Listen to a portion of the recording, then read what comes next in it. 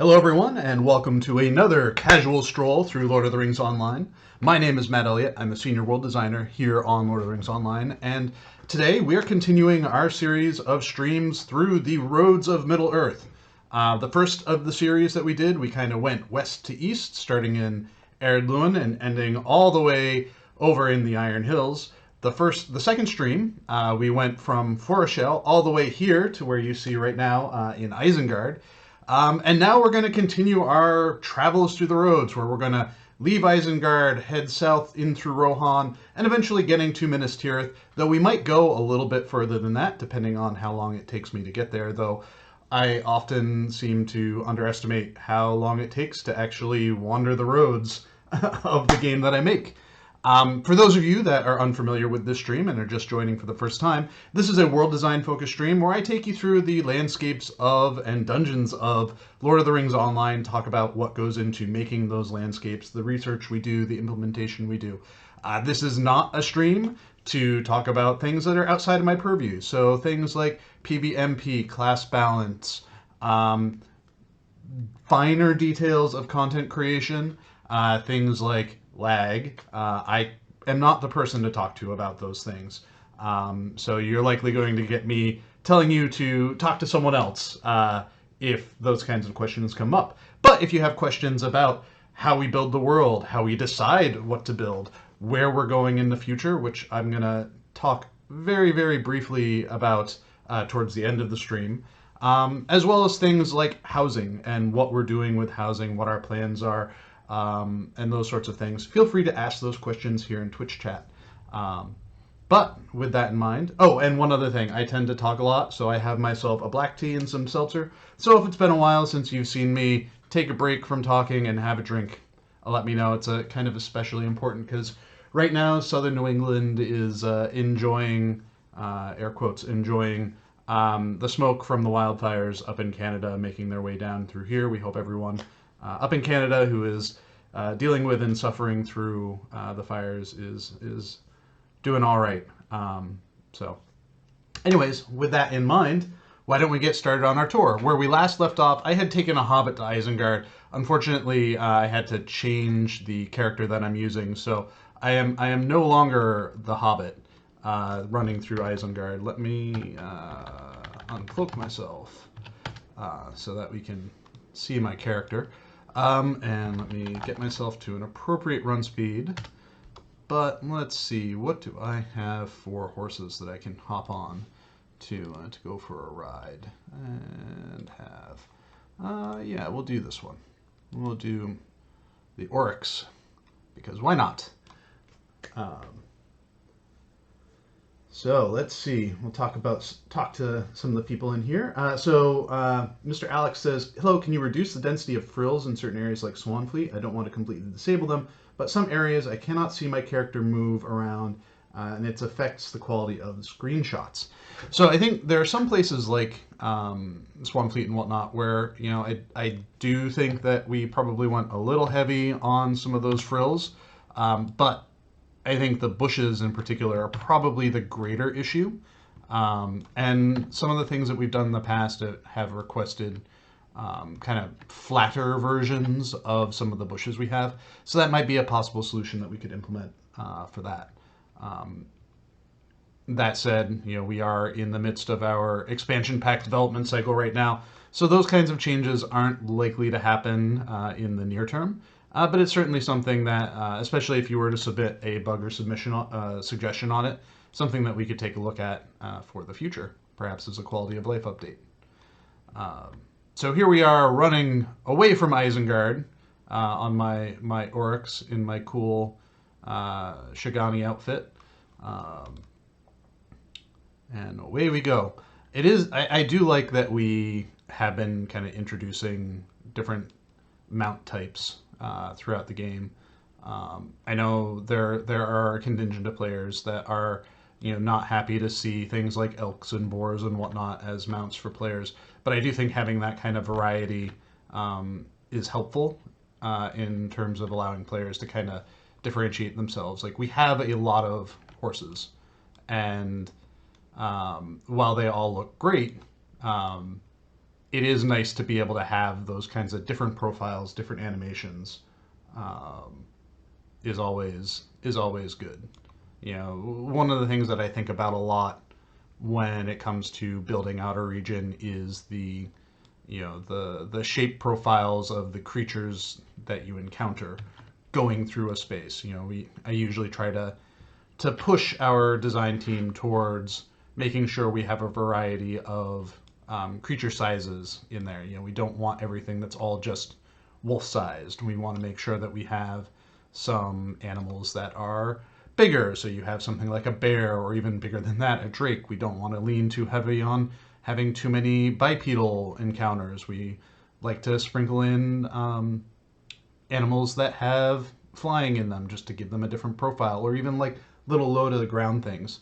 So those sorts of things help to add diversity to the space beyond just how we lay out the trees, the rocks, the frills, and whatnot. And I think that holds true too to player mounts as well. Having that kind of diversity of appearance helps set up a scene that looks more interesting, looks more varied than it would otherwise be. Apologize if I cough any during this. I'm not doing too great with the smoke that's coming in right now. So, all right, we are making our way south. We are in the Heath Fells now, and we will soon be crossing over into Rohan.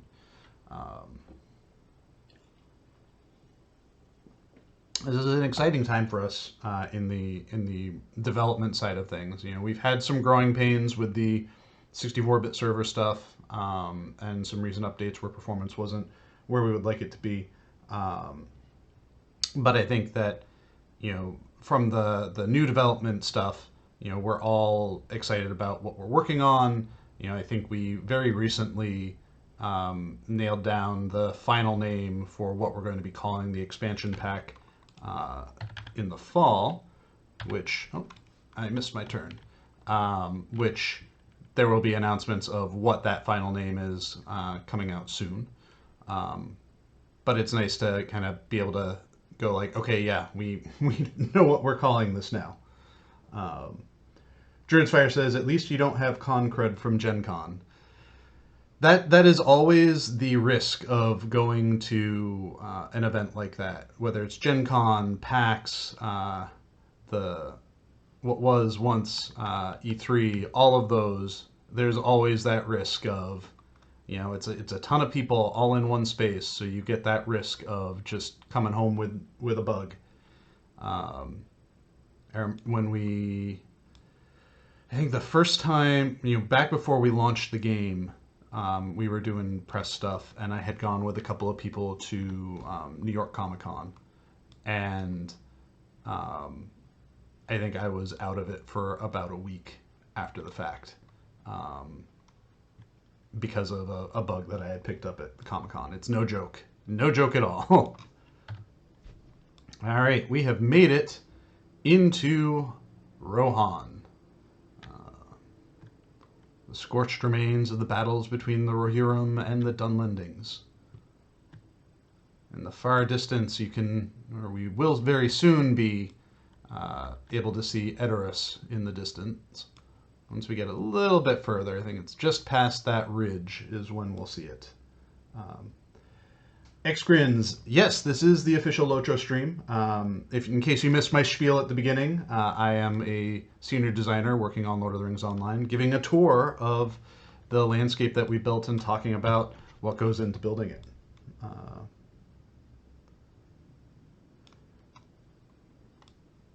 And here we go. So, Druid's Fire says, "Oh, the glorious day when that door finally opened and let us ride through to Rohan." That is one of those things too, where it's like, I think everyone has that anticipation for every blocked gate that we put up, in the world. I think everyone sees where we've kind of ended our development and is excited about and looking forward to what's next, where we're going next. And it's all sort of tease a little bit, but it also helps imply that bigger world that, we're exploring around in. I would not be shocked if there are a number of players that are uh, patiently or impatiently waiting for that gate in the northern portions of Amberol in Ikerbon Valley to to unlock, so that they can start going up into uh, Harandor. They got a little while to wait for that, but it's certainly something that I think helps build anticipation and just helps show that the world that the game is in is substantial. Yeah, I've seen a few.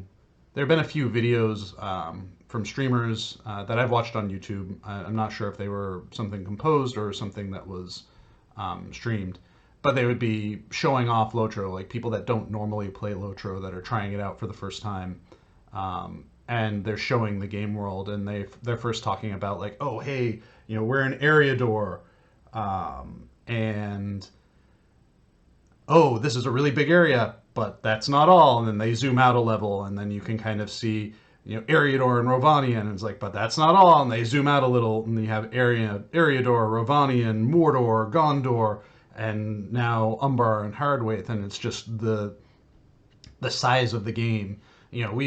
This is the third stream now, and it's taken me at least 3 hours at developer speed to follow the path to certain areas. So it's definitely the size of it, I think, throws people off, and the fact that there's still so much more that we can build gets people excited.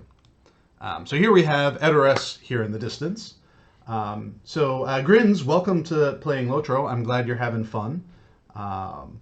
It's a lot of fun making the game, and it's always nice to hear, even with the game as old as it is, that there are still new people joining in, trying out the game, and enjoying it. Riri Freak says, can you by any chance give us a teeny tiny hint of what the next regions will be like? I'm not going to give any hints about what the next regions will be like, but at the end of the stream, I'm planning to talk a little bit about what our preview season is going to start looking like. And in fact, next week's Cave Troll stream is going to touch a little bit on the expansion pack, but September is really when things are going to start picking up for us. Grin says, I have 25 hours of playtime and haven't even gotten out of Staddle and Bree yet. It's funny, mentioning that. One of the videos that I was watching recently that was like, I'm going to play this for 100 hours to like give my viewers the sense of the scope of the game. And, after watching through all of that and watching this person play through the 100 hours of the gameplay, both he and myself, like internally, but he had the realization at the end of it where it's just like 100 hours is just so little. It's like only 100. There's so little of the world that you actually play through within that first 100, and it's big. It keeps going, and we keep adding to it. Alrighty, we are now passing Edoras. We're not actually going to go into Edoras here to take a look at things, because we do have our timetable, and I want to make sure that we're getting where we need to go. But it's certainly a nice view to drive by, with the peaks up in the distance. Oh, and the bird cannon. That is one little teaser I'll give for the expansion pack. We got new bird cannons. We're very excited about having new bird cannons that we can use to decorate the landscape with. Something that's a little bit more regionally appropriate compared to what I think is just like a flock of sparrows, basically. Not that you can really see what the birds look like from that distance, but like animation patterns and whatnot for the effects are a little bit different. So yeah, I'm very excited about that. Actually, Alta says, and the housing neighborhood nearby has such a nice view of this too. I personally really like how the Kingstead and the Eastfold neighborhoods turned out. I know there's contention here and there about the placement of the Kingstead wood, but I think it's a great view both from Ediverse looking out, you get a great view, and from the neighborhood looking in.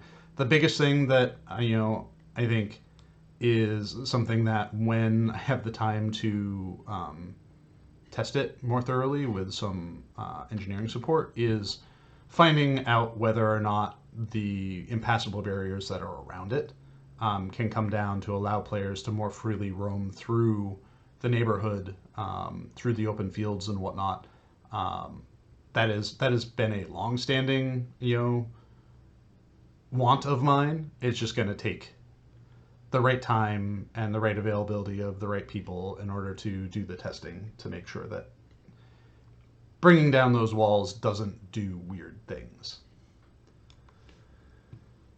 Let's see. Harris Devio says, that's why I love it. It reminds me of the older RPGs that are 200 300 hours of nonstop gameplay. It's one of those, MMOs in general are the kind of game where you look at your, Steam playtime, for example, or even just do a whack played. All right, where am I going here? Let's see. I'm here, so I want to go this way. Where you just look at your playtime and you're like, wow, how did so much of my time go into playing this game? And that's not that it's a bad thing. If you're having fun, you're enjoying yourself, it's not detrimental. Like, enjoy the game. Asheron's Call, I remember right before it closed, I made sure to take a screenshot of my main character that I had started way, way, way back in like 1999, and the played time was like, it was probably close to, I think, a month's worth of real-time played time, which is just like mind-boggling. But and I think you can do the same in LOTRO as well. But yeah, like if you're enjoying, you're engrossed, like enjoy it, be engrossed in it. Grins asks, are there any plans to modernize the world map, enable zoom features, or is it something that just isn't something that's being focused on right now?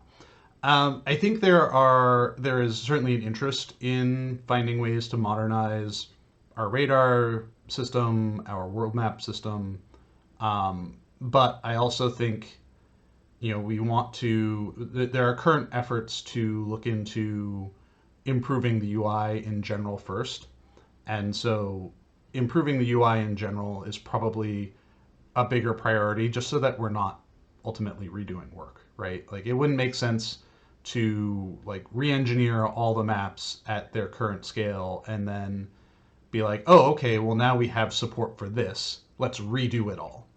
Our biggest updates as far as maps go is we will, as we have opportunities to, go through and update the old versions of the map to a more like radar style of the map. Again, that's also a contentious point. But I think those kinds of maps are sometimes, while less immersive and thematically associated with the game, they are more useful from a gameplay perspective. So, actually, Alta says, the sunrise and sunset in Kingstead is the best.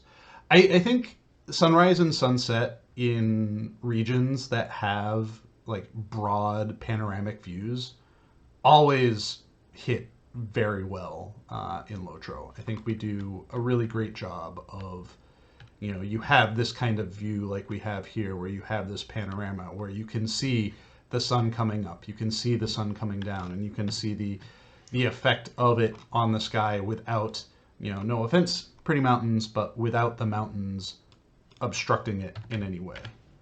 All right, where am I? I am here, and I need to go that way.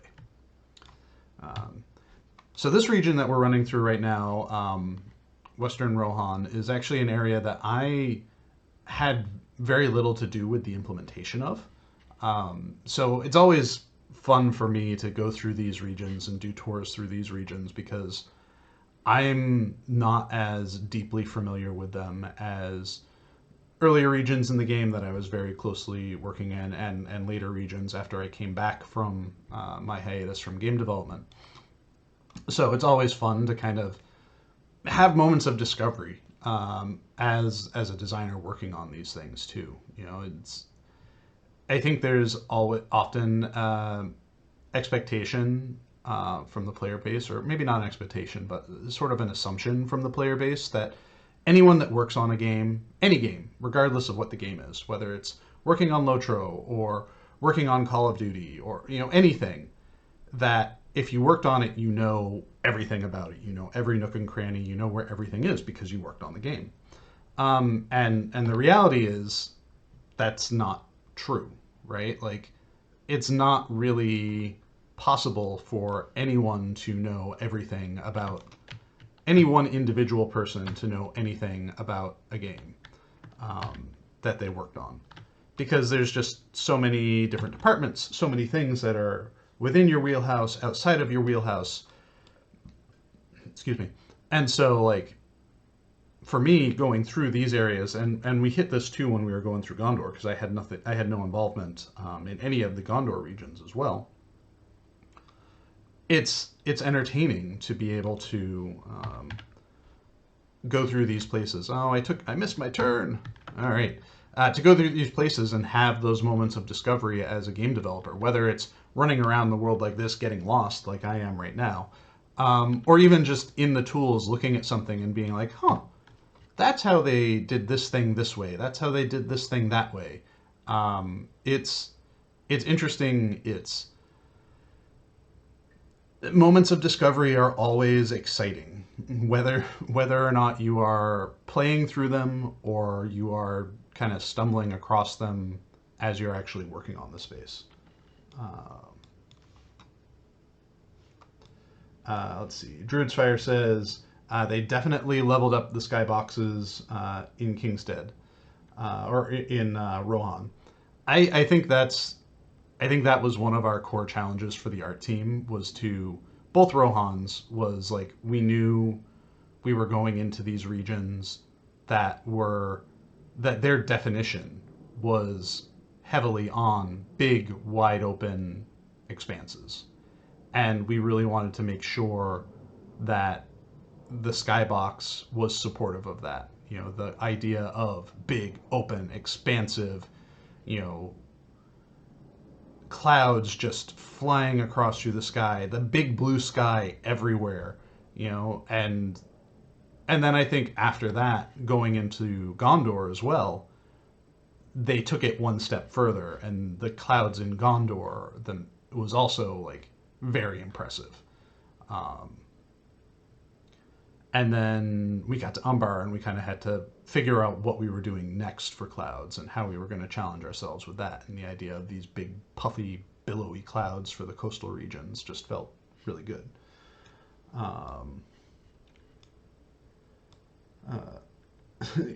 Kixel says, where am I going? Literally me every time I play games. And sometimes that's good and fun. Sometimes that is okay, this is an issue with the gameplay of the space if you feel like you have to, ask that question all the time. All right, we are now in the Beacon Hills. That went much faster than I thought it was going to be. Here we are. We are now in the Beacon Hills, slowly working our way across here. All right. With a slightly more defined road, so hopefully I won't get too lost in the process of all of this.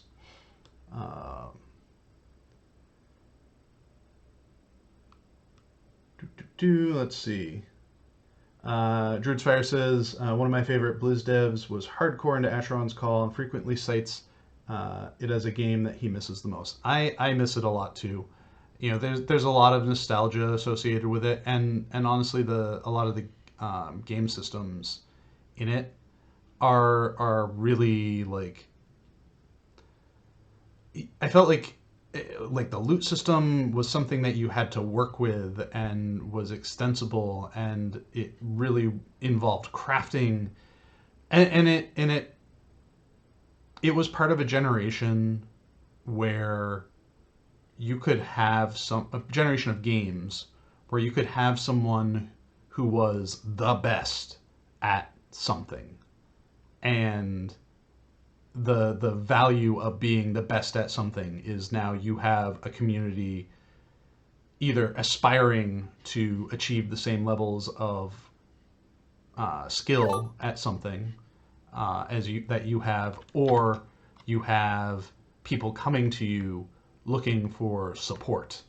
Um, things like I'm the best tinkerer or crafter, and because I'm the best at that, people want to come to you to get your help in updating their weapons or updating their armor, those sorts of things. And I thought that's a really compelling personal journey for a player, right? To feel like like it gives a sense of mastery. And I think modern games, it's a little bit harder to feel that sense of mastery. Like the niches for that sense of mastery are less frequent. Um, yeah. Whimsy and nostalgia and all that good stuff. Uh, so actually, Alta says, "Do you know where the Three Bears house is around there? Probably no time for detour, but you're kind of close." I don't know specifically where it is, but I have stumbled across it while playing through those regions.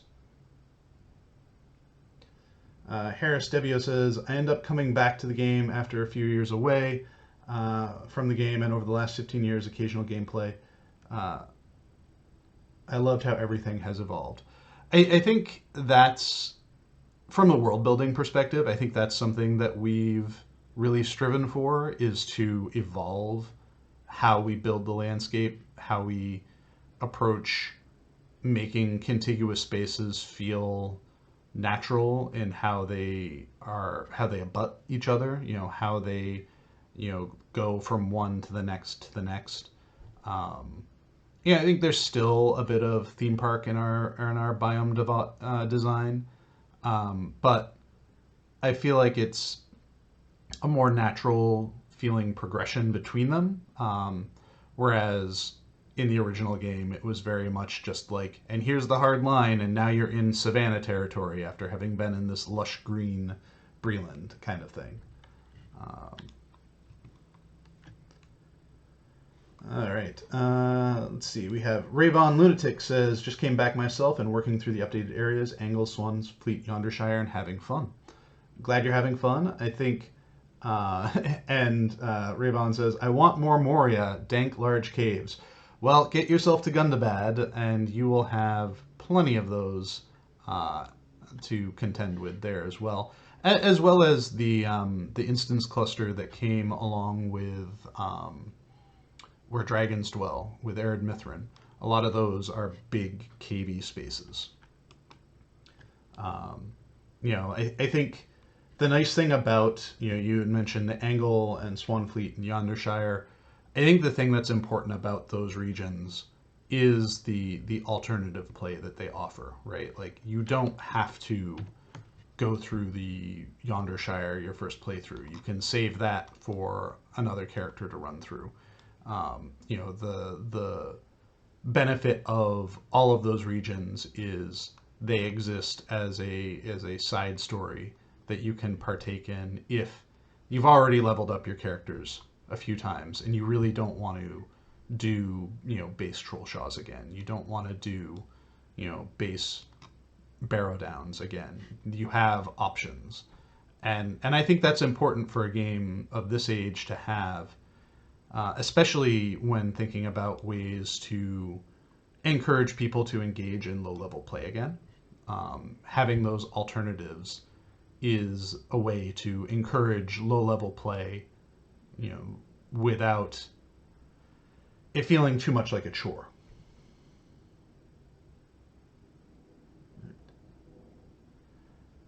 Uh, so uh, so now we have Ravelin Loisto says, "Have you noticed mysterious blue squares on the ground on Rohan next to Aworth?" I actually just fixed that bug. I don't know why, but for some reason, a texture from Gundabad had filled into a couple of land blocks there, so there was that weird blue going on. So that has been fixed. That fix should go into effect when we launch the expansion pack. It's not something that we've branched into our current live build, so it'll be a little while before it's actually fixed. But it has been fixed, and the fix will be in eventually, into the game world eventually. So Grin says, when you are traversing the map like this, are you looking for certain things that stick out to take back to the dev team? Not really. Like, traversing around like this is more for me to have some, quality time with you all. Hang out, chat. Right now, my server is a little unhappy with me. It is moving a little slow. And this area in general is something that is a project of mine to improve. It is a very asset-heavy area. As you can see, the server, took a little while for me to load the near terrain and whatnot. Granted, this is a non-release server, so it's playing a little bit slower because it's doing a bunch of logging stuff in the background, so that when asserts and perf issues come up, we have those logs. I know what's going on here. It is the many, many, many, many, many tent sites and campfires and sleeping bags and whatnot that are here. So I have some work that's in the way to kind of help with this space in particular, to help it be a little bit more performant. I just need to have some artist time freed up to combine a bunch of assets for me. And so in the meantime, my local server is not super happy, but that's expected.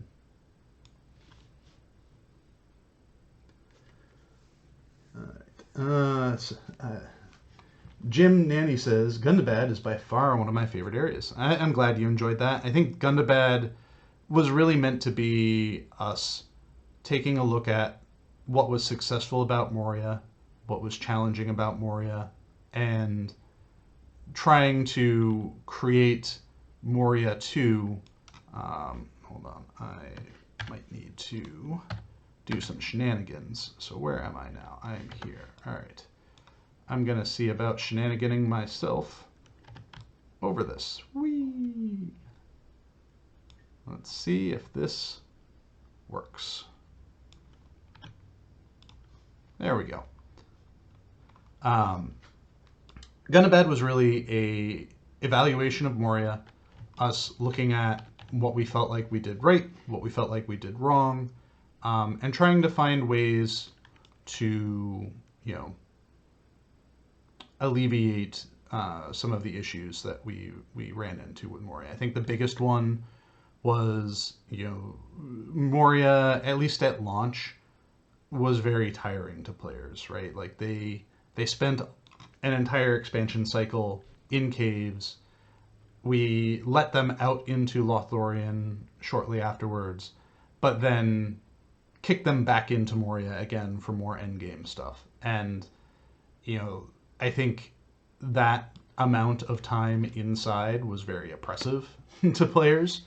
So with Gundabad, we really wanted to make sure that we had a mixture of interior and exterior spaces, so that you were kind of moving through the region itself, but not feeling like you were trapped and oppressed in the region.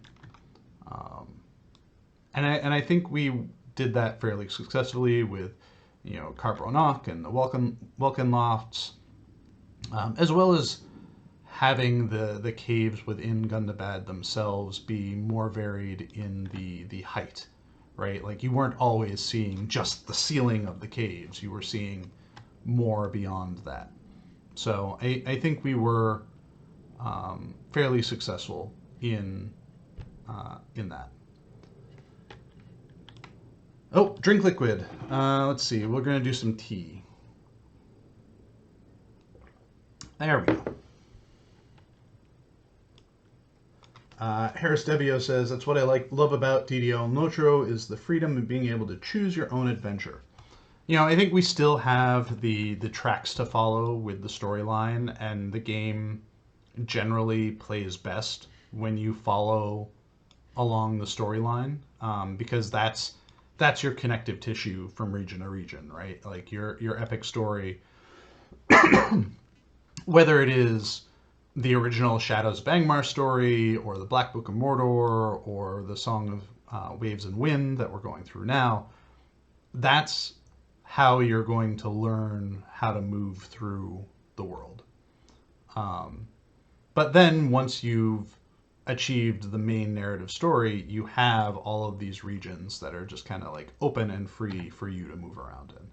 And I think that that feels good. You know, I think the narrative, the main story, is kind of your pressure, your impetus to move forward, but it's not so heavy of a pressure that you can't stop and, you know, take a break, wander around, explore, see the world how you want to approach it, as opposed to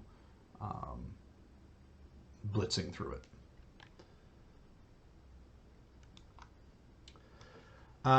So Argaled says, will we ever get a overland road to Umbar? I don't want to say never. It is not something that is in our immediate future. But I think, you know, we know the landscape that is in between Gondor and Umbar. South Gondor, Harandor, Damarzag, I think is what the Umbarim call it. So we know what route we need to take to get there. I don't think we have any immediate intentions for it, but someday, one day... Oh, what happened? Nope. There we go. I do not need a screen grab. Thank you. One day, eventually, that region will be added. Whether that is a year from now, 10 years from now, who knows? But I think that there will be an opportunity for that space to be filled in.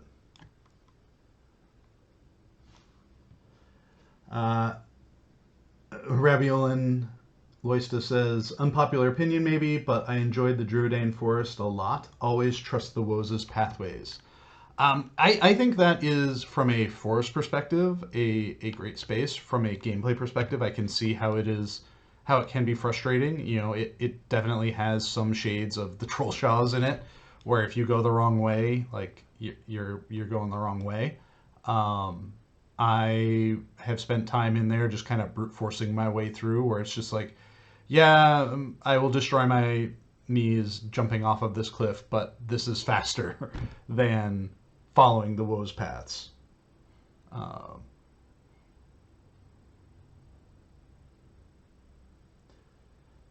Any plans for more chicken runs? I've never run a chicken run. One of the things I was thinking about, especially now that I've explored all of the regions in the game through these streams, you know, that was one of the things. Oh, we need to increase the far view on that sucker. One of the things that you know, I was trying to think of is like what topics, what themes can I do these casual stroll streams in that hasn't really been done yet. And you know, that's where I came up with the idea of doing the roads. Eventually, I'm also going to want to do the rivers of Middle Earth. So we'll follow what rivers we've built, and we've got a bunch that are fairly substantial rivers at this point. You know, the Anduin alone is probably at least 2 streams worth of exploration. And so then after that, thinking about like what other styles of streams can be done, and thinking along the lines of, well, Bull Roar's up and running, maybe we do something that's more community oriented. You know, escort scenario to this location, that location, and keep them alive, kind of things. Everyone says, never thought to jump in the water and just swim. You can just swim through a lot of it.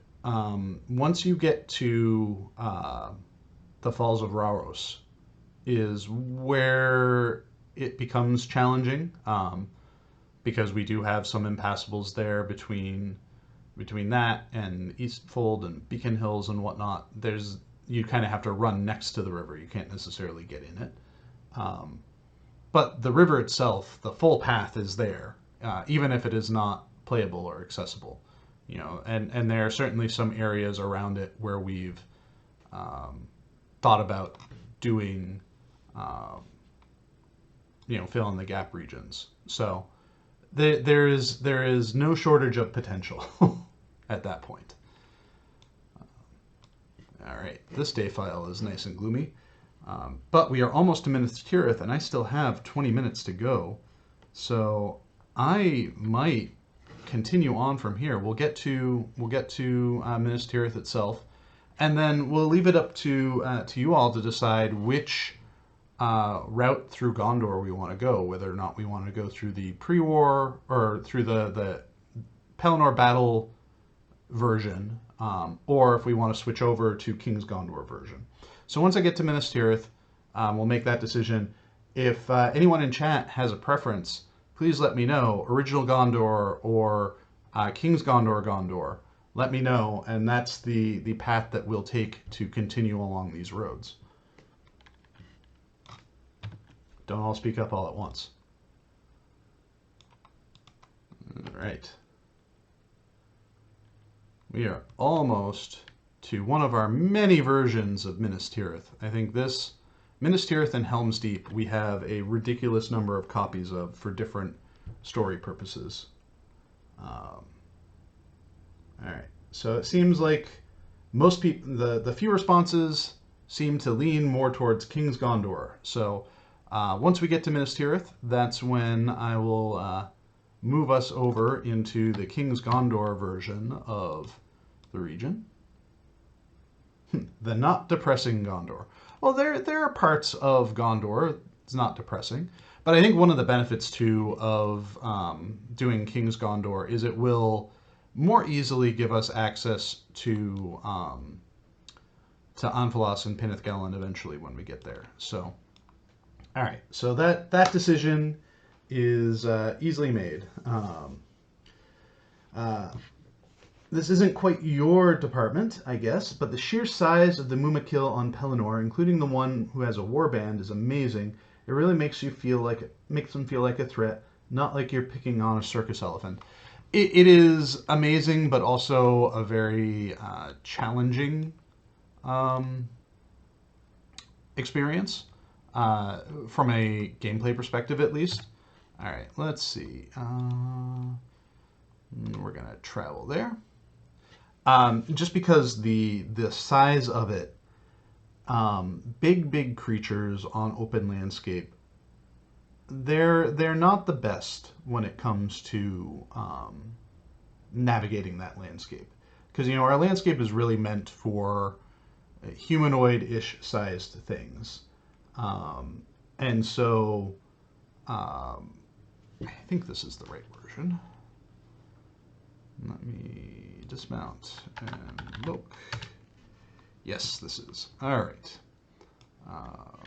Get back on my high horse, and we'll keep going as far as we can in the last 15 minutes that we have.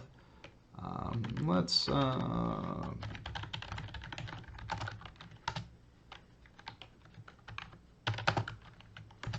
There we go. Happy Gondor. It's a wedding. Oh, wait, this isn't the one I want. Where do I want to go? Let's... Boop. And... Why don't I... Aldonorian... King's Gondor. Why don't I just boop myself here? This way, I don't have to worry about figuring out which version of what I need to be in. Mumakil mounts. Will we ever see them? I don't know. Maybe, maybe not. Who knows? So welcome to the Harland. We'll run up this way a little bit, just so you can kind of see what's going on. Where? And I think this, what version are we in here? R4. All right. Because Midsummer Minas Tirith is its own little private island. So you can see Minas Tirith up there in the distance. That's where we would have been running down from. But this is Happy Gondor. This is Mountains in Shadow Gondor, I think, is region 4. But Mumakil mounts, I don't want to say never, but probably unlikely unless they're like teacup Mumakil. Um, and Harris Devio says, "Will we ever get to see Gimli's glittering caves?" I wouldn't be shocked if we spent a little bit of time in places like that um, once we've started progressing certain characters beyond where they're at right now. A lot of characters are um, locked at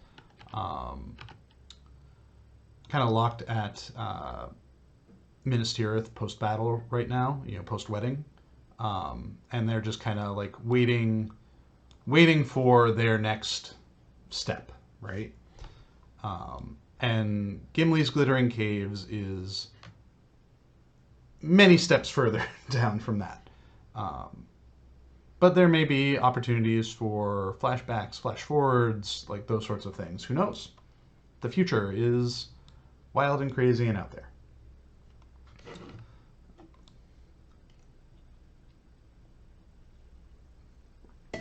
This was a fun region to reimagine. I feel the rebuilding King's Gondor is one of those regions where, like, on paper, it didn't look like it was going to be the amount of work that it ultimately ended up being.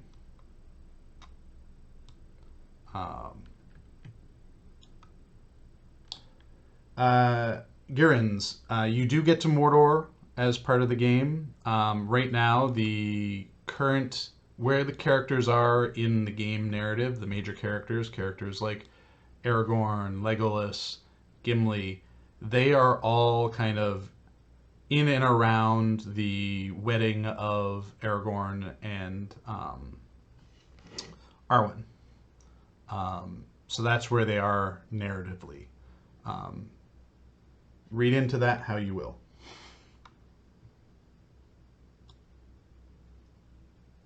All right. And we're continuing on here. Oh, and the chat room booted me and brought me back. Hey, chat room, welcome back. But yeah, as I was saying, like the King's Gondor regions are areas that on paper didn't feel like they were going to be as big of a lift as they were.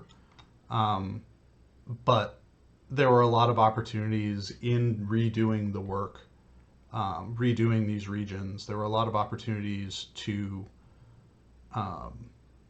modernize how we had designed things. And, unfortunately, a lot of that modernization didn't come back to the original Gondor regions. And maybe someday they will.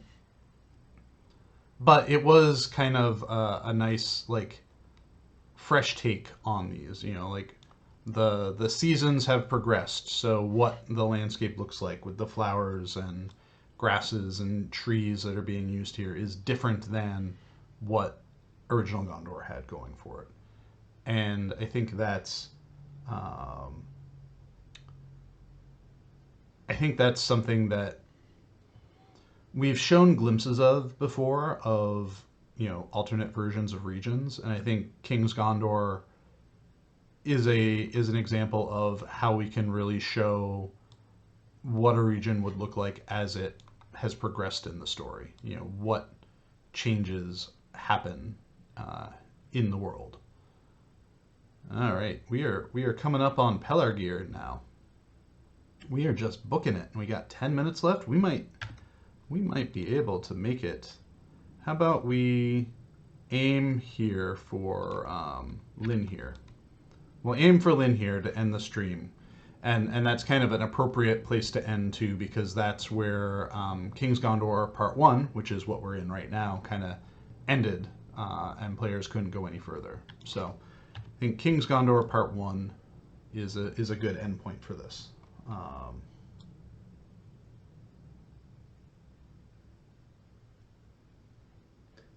Harris Devio brings up one of our favorite boogeymen of LOTRO in talking about the Scourging of the Shire. We've talked before about kind of what the Scourging of the Shire would mean as far as the story goes and the gameplay goes, and it's still there is a decent amount of time between the wedding and the scourging, even though there's stuff happening in the background with Saruman that isn't really talked about until the scourging. But there's like stuff in motion, stuff happening. Pelargir was fun to rebuild because it was just like, what ruins can I prop up with braces, and let's clean up the ground. I think one of the biggest things that I was happy about in working on Pelargir is changing over a lot of the walkable surfaces to actual terrain to walk around on, as opposed to what they were before, which was like just platforms and platforms and platforms, and that like can be a little detrimental to asset count. And it also like keeps us from having like nice detailed work going on the landscape, which we can paint if it's terrain, but we can't do that if it's an object. So it just helps the ground feel more like it should. So ED7, is there any new info on housing that you'd be able to share? So right now, our focus, once primary development on the expansion pack is complete, is going to quickly shift over to working on getting Rivendell housing ready to go. We've got the primary landscape for that done, and I think some hook placement and whatnot, but overall it needs like setup work, the interiors need to be built. So that is the goal and the direction once our work, the world work on the expansion pack is done, is getting getting our next neighborhood up and running. I think we have a few other ideas and features that we are hoping to tinker a little bit on in relation to housing over the course of the next several months as well. I don't have any specific information about those because they still need to like get in the hands of our engineers and get scheduled and whatnot. So we don't really want to talk too much about those until that aspect is available, that we know that it's going to be underway. And then outside of that, I've got a slate of a few hundred new housing items coming up that are being made now. Whether or not all of them go into the expansion pack or some of them are held off, there's a ton of new housing items that are going to be coming out over the next several months, starting with the expansion pack as well. So there's a lot of good stuff there. And then, we start looking forward to what our next housing offering is going to be. Some of it, may be a new, like, traditional style neighborhood, like a new premium style neighborhood, rather. Or there may be other things that we're able to spin up depending on what we have for available engineering time.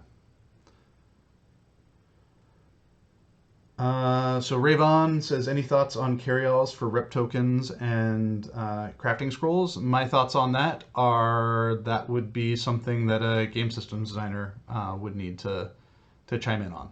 It's outside of my purview. Druid's Fire says, I'm all for more work for Yao to put on his site. And I know, speaking of Yao, we should be, I'm currently figuring out with him what the timing for the annual Deco Demu housing interview is going to be like. Every year for the last several years, myself and a couple other LOTRO devs have done a interview with Yao and for his website to kind of cover housing stuff, what our plans are, just generally answering questions and talking about kind of what our retrospective of the past year has been. So that should be coming up soon as well. We just gotta, one of the things that's on my plate after the stream, in fact, is to take a look at my schedule and see what my availability is to do that. So so we are closing in on Lynn here.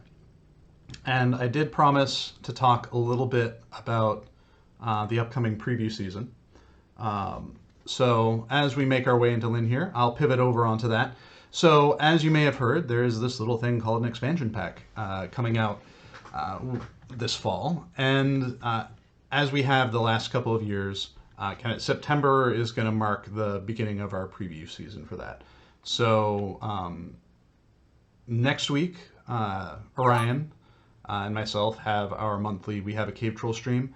The theme for that is going to be talking about what goes into making an expansion pack or just an update in general, what our pre-production process looks like. So there might be some little tidbits here and there talking about what specifically is going on in the expansion pack, but it's not going to be an expansion pack, or it's not going to be focused specifically on what our next expansion pack is. So there might be, like I said, little tidbits here and there. So feel free to join in to learn a little bit more on that front. And then starting in September, we're going to be hitting the floor running. I think I have about 2 months worth of weekly streams coming up throughout September and October, showing off what's coming up for the next expansion pack. I think we'll kick off the month with just another stream like this. The first week in September will be our regularly scheduled Casual Stroll. The week after that will be kind of our preview season kickoff with our We Have a Cave Troll expansion pack edition stream, where Orion and I will talk a little bit more specifically about the details of what's coming out with the expansion pack. And then after that, we're just going to roll into our weekly streams. I will be doing one region a week. There are going to be 4 regions that we're going to be previewing, so each one will get that. And then depending on timing, availability, and whatnot, we may also do a 5th stream that's related to the instances and interiors of it.